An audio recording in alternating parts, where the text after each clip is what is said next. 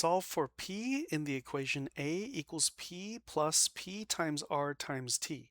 I did say the multiplication signs that are in here that are just hidden, right? So between the letter p and r and between the letter r and t, there are multiplication signs.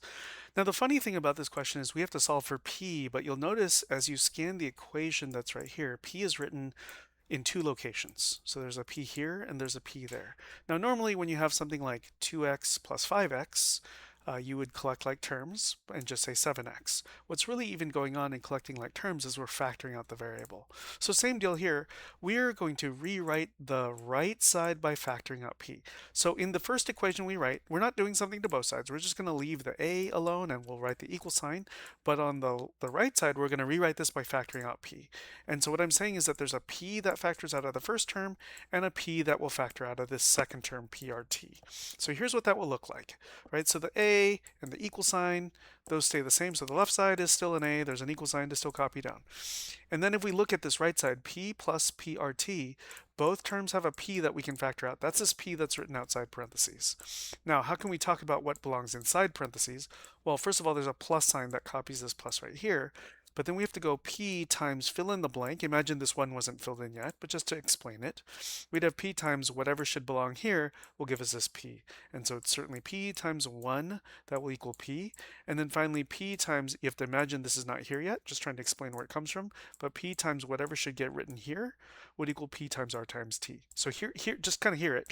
P times r times t equals p times r times t. So I am saying the same thing twice. It's been broken up. Here it's all together, p times r times t, and here it's just broken up into pieces, p times r times t. Okay, so what the factoring of p does is it gets us from this awkward place of the right side of the equation had the variable we need to solve for written in two places, once here, once there. Instead of having p written twice in two different places, now we only have p written in one place. We still have to solve for p. I mean, we went from the awkwardness of p written twice to p only written once.